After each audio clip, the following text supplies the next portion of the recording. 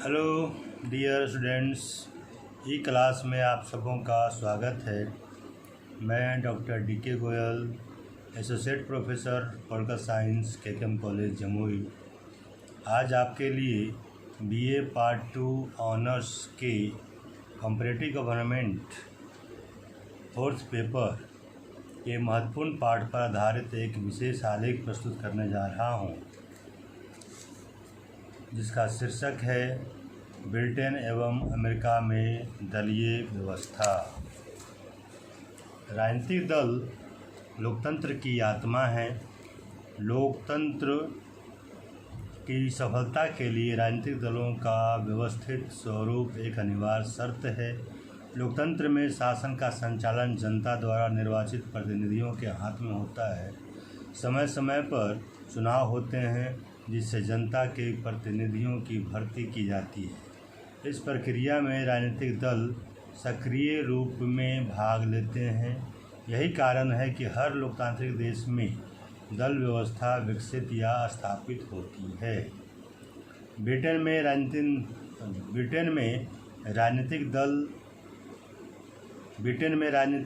दलीय पद्धति का विकास ब्रिटिश संसद की तरह ही ब्रिटिश दलीय पद्धति या प्रणाली भी समस्त दलीय प्रणाली की जननी है। ब्रिटेन की जनतांत्रिक परंपराओं और शासन व्यवस्था की सफलता का श्रेय ब्रिटिश चरित्र और ब्रिटिश राजनीतिक दलों को दिया जाता है। इसी कारण मुनरो ने कहा था, ब्रिटेन राजनीतिक दलों का घर है। ब्रिटेन में दल व्यवस्था के विकास का अंकुर 15वीं शताब्दी से देखे जा सकते हैं, जब स्टुअर्ट काल में राजा और जनता में प्रभुत्व के लिए संघर्ष हुआ। विशुद्ध राजनीतिक दलों का उदय प्रजातंत्रीय पद्धति के साथ ही संभव था और इसलिए 1688 की गौरवपूर्ण क्रांति के बाद दो विशुद्ध राजनीतिक दलों की नींव पड़ी, जिन्हें व्हिग और टोरी का नाम दिया गया। यही दोनों दल 1688 के बाद 150 वर्षों तक बारी बारी से शासन संचालन करते रहे।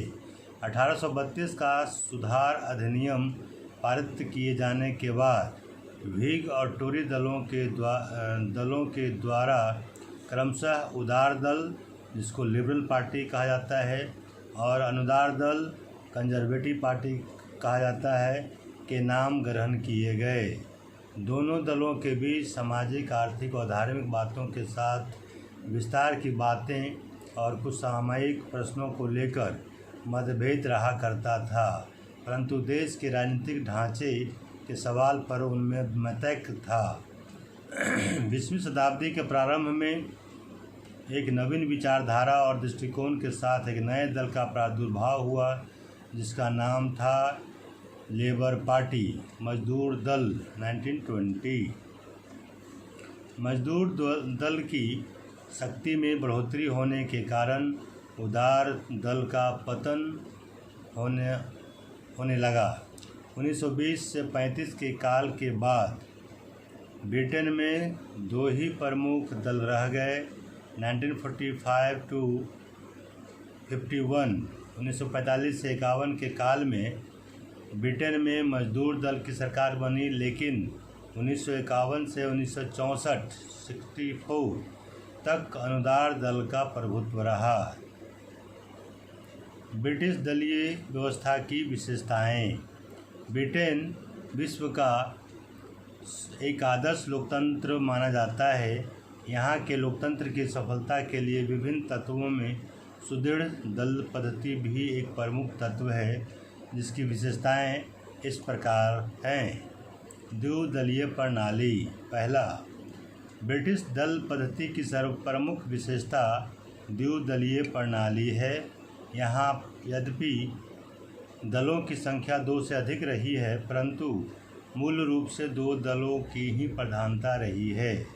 2 प्रमुख दलों में अनुदार दल, कंजर्वेटिव पार्टी, तथा श्रमिक दल, लेबर पार्टी रहे हैं। ये प्रारंभ में व्हिग तथा टोरी दल के नाम से जाने जाते थे। दूसरा, केंद्रीकरण की प्रवृत्ति। ब्रिटेन की दलीय व्यवस्था में केंद्रीयकरण की प्रवृत्ति पाई जाती है। दलीय संगठन पर प्रधानमंत्री तथा दल के कुछ नेताओं का आधिपत्य रहता है। एकात्मक शासन व्यवस्था तथा छोटी भौगोलिक क्षेत्र के कारण ब्रिटेन में यह संभव हो पाया है। तीसरा, दलीय अनुशासन। विश्व के अन्य देशों की अपेक्षा ब्रिटिश दल पद्धति में अनुशासन की कठोरता पाई जाती है। कार्टर, रैने तथा हर्ज ने कहा है, ब्रिटिश दल प्रथा की सरलता और अनुशासन अमेरिका वासियों के लिए प्रशंसा और ईर्ष्या का विषय है। चौथा, दल के नेता का महत्व। ब्रिटिश दल पद्धति में नेता को अत्यधिक महत्व दिया गया है। नेता दल का केंद्र स्थल है, वह दल का प्रतीक है। वहाँ दल के नेता के नाम पर चुनाव लड़े जाते हैं। प्रत्येक दल चुनाव के पूर्व भावी प्रधानमंत्री के नाम की घोषणा कर देता है। पाँचवां, संसद सदस्यों का नियंत्रण। ब्रिटिश दल पद्धति के अंतर्गत दल का संसद सदस्यों पर नियंत्रण रहता है। वहाँ संसद सदस्य दल के प्रति उत्तरदायी होते हैं। वे दल के आदेशों तथा नियमों की अवहेलना कर सकते हैं।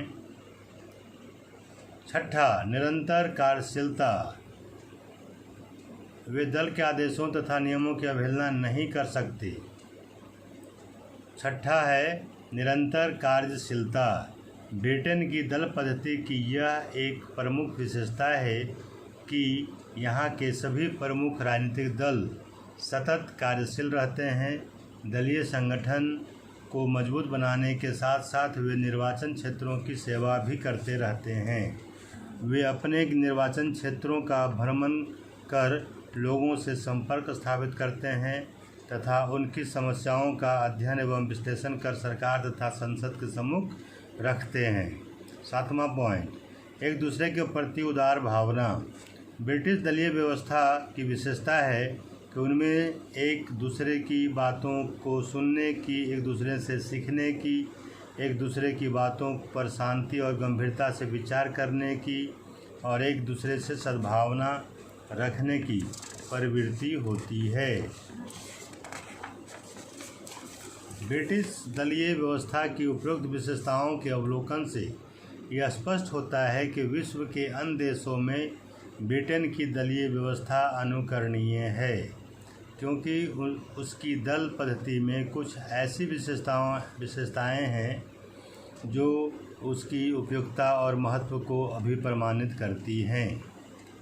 अमेरिका में दलीय व्यवस्था का विकास। वर्तमान समय में प्रायः सभी व्यक्ति इस बात को स्वीकार करते हैं कि राजनीतिक दलों के बिना प्रजातांत्रिक शासन व्यवस्था का संचालन संभव नहीं है। किंतु राजनीतिक दलों के संबंध में अमेरिकी संविधान निर्माताओं का दृष्टिकोण यह नहीं था। उन्हें भय था कि राजनीतिक दल जनता के विभिन्न वर्गों में द्वेष और वैर उत्पन्न करेंगे और इसके परिणाम स्वरूप नवजात अमेरिकी राष्ट्र तथा उसके प्रजातंत्र का अस्तित्व खतरे में पड़ जाएगा। इसके बावजूद अमेरिका में राजनीतिक दल अस्तित्व में आया। अमेरिकी संविधान का निर्माण करने वाले फिलाडेल्फिया सम्मेलन में अलेक्जेंडर हैमिल्टन तथा जेफरसन थे, जिन्हें फेडरलिस्ट और एंटी फेडरलिस्ट के रूप में जाना जाता था। दोनों के रास्ते अलग अलग होने के बावजूद वे दोनों सशक्त अमेरिका का निर्माण करना चाहते थे। 1800 के निर्वाचन में बाजी पलट गई और विजय श्री डेमोक्रेटिक रिपब्लिकन को मिली। 1815 के पश्चात फेडरलिस्ट राजनीतिक मंच से लुप्त हो गया। डेमोक्रेटिक रिपब्लिकन तथा व्हिग दल या अनुदार दल राजनीतिक रंगमंच पर अमेरिका से डेमोक्रेटिक रिपब्लिकन दल के वर्चस्व के बाद इस दल में आपसी मतभेद तथा सत्ता के संघर्ष ने बिखराव पैदा हो गया। इस दल से हटकर हेनरी क्ले डैनियल वेबस्टर के नेतृत्व में व्हिग पार्टी का गठन किया, जो राष्ट्रीय गणतंत्रवादी दल नेशनल रिपब्लिकन पार्टी के रूप में जाना गया। लेकिन यह दल भी 1856 के बाद विघटित हो गया। रिपब्लिकन और डेमोक्रेटिक पार्टी 19वीं शताब्दी के मध्य दास प्रथा की समाप्ति के प्रश्न को लेकर दो विचारधाराओं का उदय हुआ, जिनका प्रतिनिधित्व रिपब्लिकन और डेमोक्रेट्स पार्टी कर रहे थे। वर्तमान में यही दल अपने मूल रूप में मौजूद हैं।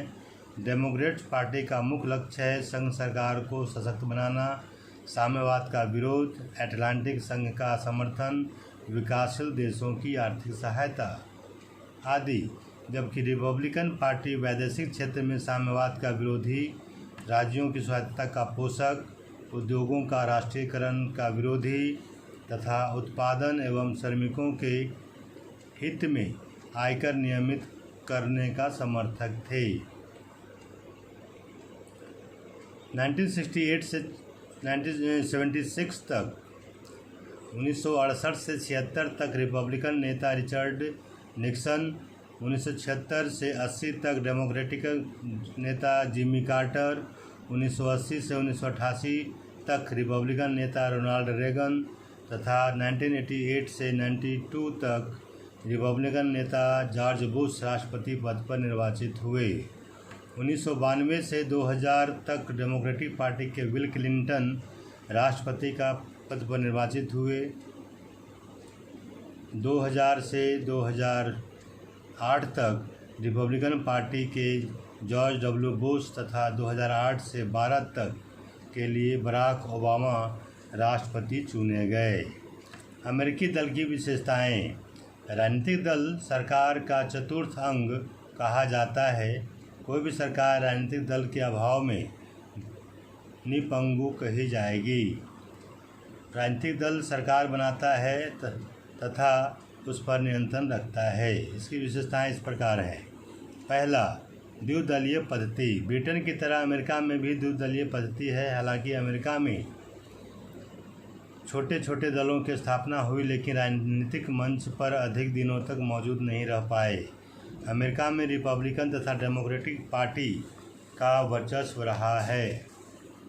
दूसरा, सैद्धांतिक मतभेद का अभाव।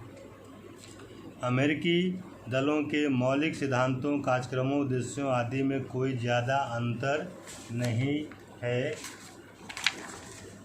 इस संबंध में ब्राइस ने कहा है कि दो राजनीतिक दल दो बोतलों की तरह है, जिन पर लेबल तो अलग अलग हैं परंतु दोनों ही खाली हैं। तीसरा, वर्गीय मतभेद। अमेरिकी राजनीतिक दलों में सैद्धांतिक मतभेद न होकर वर्गीय मतभेद है। वहाँ राजनीतिक दलों में विचारधारा के स्थान पर परंपरा और भौगोलिक प्रभाव का आधार अधिक है। वस्तुतः अमेरिका के दल विभिन्न हितों के ही गुट हैं, वे सिद्धांतों के समूह नहीं हैं। चौथा, विकेंद्रित स्वरूप। अमेरिका में दलों के विकेंद्रित स्वरूप का दर्शन होता है। दोनों ही दल प्रादेशिक और स्थानीय वर्गों के हितों को अधिक महत्व देते हुए संगठन में नीचे की इकाइयों को प्रधानता देते हैं। पाँचवा पॉइंट, शासन पर दल का औपचारिक प्रभाव। ब्रिटेन की तरह अमेरिका में शासन पर दलों का प्रभाव बहुत कम है। अमेरिका में व्यवस्थापिका के बहुमत दल की सरकार होना आवश्यक नहीं है, इसलिए वे सरकार पर उस प्रकार प्रभाव नहीं डाल सकते जिस प्रकार ब्रिटेन में दल सरकार पर प्रभाव डालते हैं। दलों की वैधानिक स्वीकृति। अमेरिकी संविधान में राजनीतिक दलों के संबंध में कोई भी उल्लेख नहीं है, फिर भी इन दलों में विकास के कारण उनकी कार्यप्रणाली आदि के संबंध में कांग्रेस और राज्यों की व्यवस्थापिका सभाओं ने अनेक कानून बनाए हैं। सातवां, ढीला संगठन।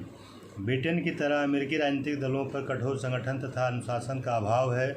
वहाँ केंद्रीय संगठन और स्थानीय इकाइयों में भारत जैसा संबंध नहीं है। अमेरिकी दलों की संगठन ढीला ढाला है। अमेरिकी दल की उपरोक्त विशेषताओं से स्पष्ट होता है कि वहाँ राजनीतिक दल आज शासन के प्रमुख आधार स्तंभ हैं। शासन में उनके बढ़ते हुए प्रभाव के कारण ही उन्हें अदृश्य सरकार कहा जाता है। वस्तुतः अमेरिकी शासन प्रणाली में राजनीतिक दल सक्रिय भूमिका निभाते हैं। वे शासन को जीवन तथा गतिशीलता प्रदान करते हैं। इस प्रकार यह लेसन यहीं पर ख़त्म होता है। धन्यवाद।